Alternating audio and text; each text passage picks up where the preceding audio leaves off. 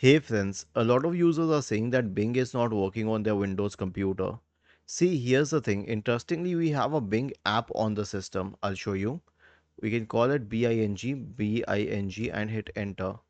And go to the Microsoft Bing app. It will show installed, but it's not here. Now I'll tell you the situation with it. Whenever you search for something in the Windows search bar, the options that you get here are from Bing. Okay, so let's say I'm searching about this filmmaker here. Okay, so Bing will take me to the results. This is how Microsoft Bing works on your computer. But if it doesn't work, then you can also check whether Bing is working online, because if it's not working online, then it means that the server is down. But if the server is up, then here's what you can do about the situation.